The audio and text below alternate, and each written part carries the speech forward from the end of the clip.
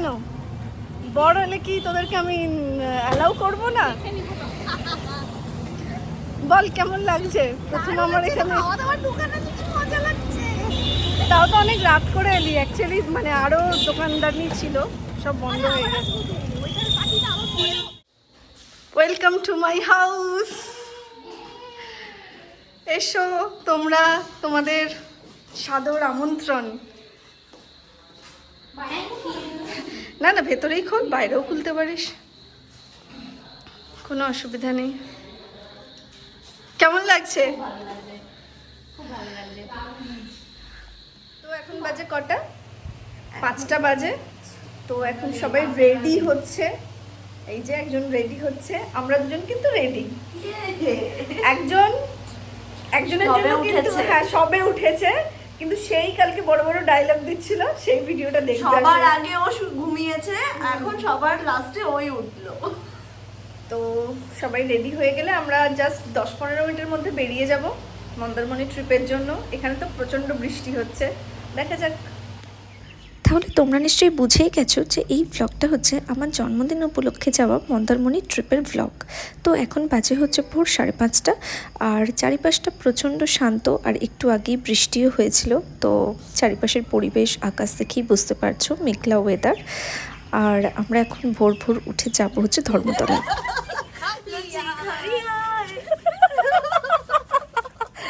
লোকজন না মানে তো আমরা এখন বেরিয়ে পড়েছি সকাল সকাল, 4জন মিলে। তারপর আমরা মেন রাস্তায় চলে আসি। তারপর এখান থেকে ক্যাব বুক করে যাব হচ্ছে ধর্মতলা, কারণ ওখান থেকে আমাদের বাস আছে। তারপর আমরা 4জন মিলে রওনা দিই গন্তব্যের উদ্দেশ্যে।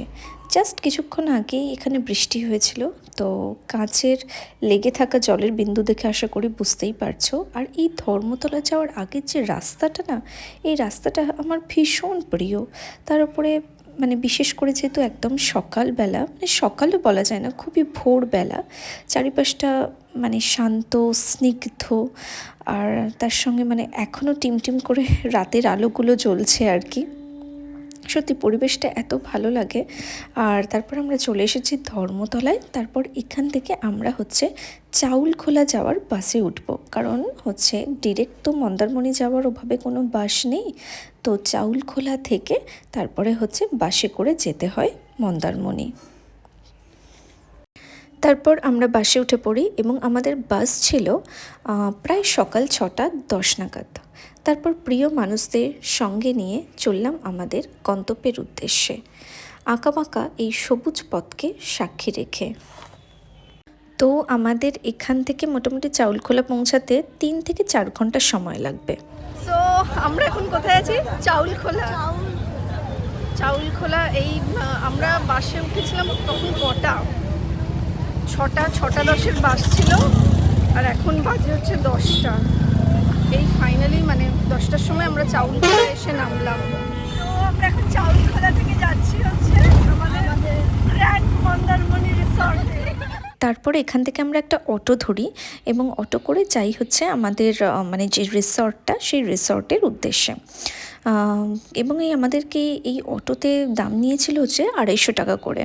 সেটা তোমরা 2জনই থাকো, আর 4জনই থাকো, আর 6জনই থাকো।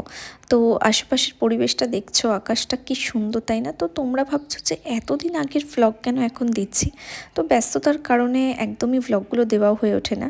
আর বর্ষাকালের আকাশটা এত ভালো লাগে, মানে যখন বৃষ্টির পরে আবার রোদটা ওঠে।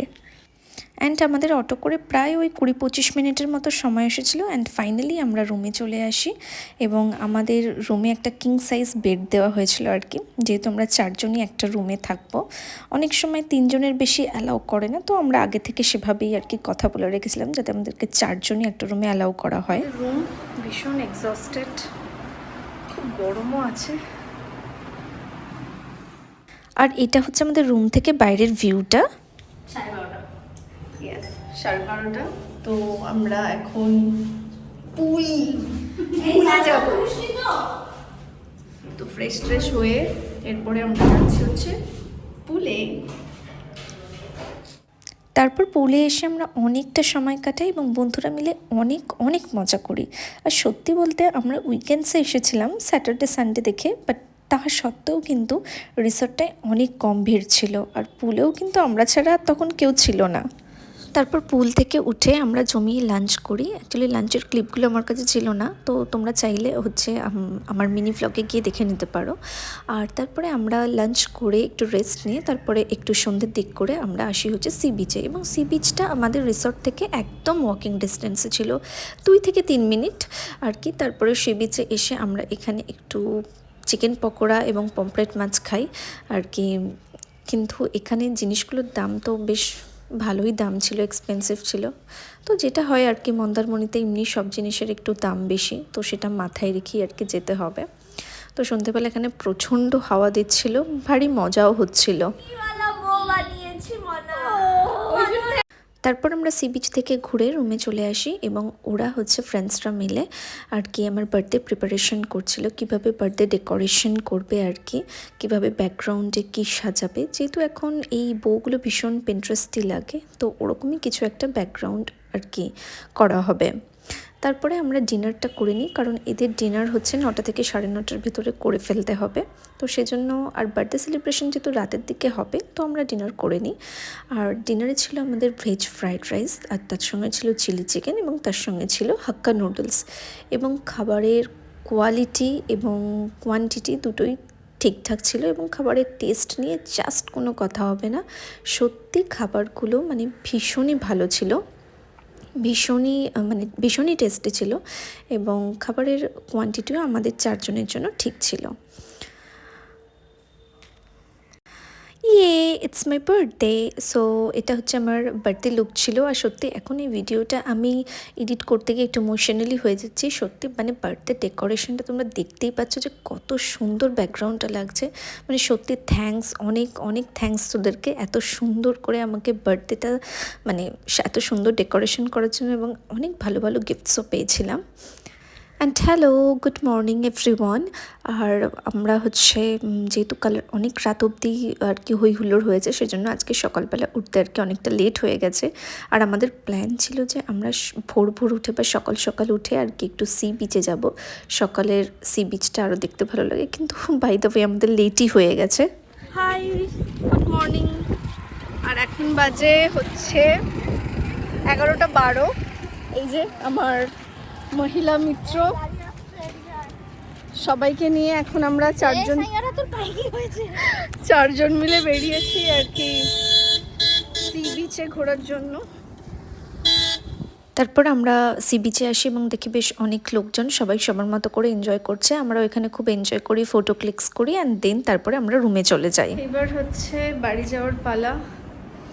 আমাদের চেক আউট টাইম হচ্ছে 12টা। আর তো আমরা সবাই রেডি ফেরি হয়ে গেছি, সব দেখে নিচ্ছি, কোনো জিনিস ফেলে যায়নি। তারপরে চেক আউট করে আমরা নিচে চলে আসি ওদের যে ডাইনিং প্লেসটা আছে সেখানে লাঞ্চ করতে। কালকের লাঞ্চটা দেখাতে পারিনি, বলেছিলাম মিনি ভ্লগে দেখে নিও, তো আজকের লাঞ্চটা দেখে নাও। আজকের লাঞ্চে ছিল ভাত, এবং তার সঙ্গে ছিল চিকেন কষা, এবং সাথে ছিল চিংড়ি মাছ, আর হচ্ছে ঝুড়ি ঝুড়ি আলু ভাজা। ঝুড়ি ঝুড়ি আলু ভাজা এটা তো আমার ভীষণ ফেভারিট আর কি। তো লাঞ্চও মানে এদের খাবার সত্যিই মানে খুব টেস্টি, এবং লাঞ্চ করে আমরা হচ্ছে বাড়ি যাব এবার। তারপর কাল যে অটো করে এসেছিলাম ওই অটো করেই আমরা বাড়ি ফেরার পথে রওনা দিই। তারপরে ওই দাদার নাম্বার আর কি আমাদের কাছে রেখে দিয়েছিলাম। এরপরে দাদা আমাদেরকে ভয় দেখাচ্ছিলেন যে আমরা নাকি অনেকটা দেরি করে বেরিয়েছি, সেজন্য আমরা আমাদের বাস মিস করতে পারি, সেজন্য আর কি সবার মুখগুলো এতটা গম্ভীর ছিল। আমাদের ট্রিপ তো আমাদের একদিনের ট্রিপটা খুবই ভালো, তাই না? খুব মজা করেছি, খুব সুন্দর কেটেছে। আমরা বাসে করে বাড়ি যাচ্ছি। একটা ট্রিপ শুরু হলে শেষ তো হবেই, কারণ যা শুরু আছে তার তো শেষ আছেই। তো এইভাবেই আমার জন্মদিনটা খুব স্পেশাল বানানোর জন্য মানে সত্যি আমি খুবই আপ্লুত। আর আশা করি তোমাদের এই ভ্লগটা ভালো লেগেছে। ভ্লগটা ভালো লাগলে ভিডিওটাকে একটা লাইক করো, চ্যানেলটাকে সাবস্ক্রাইব করো। দেখা হচ্ছে আবার নতুন কোনো ভিডিওর সঙ্গে।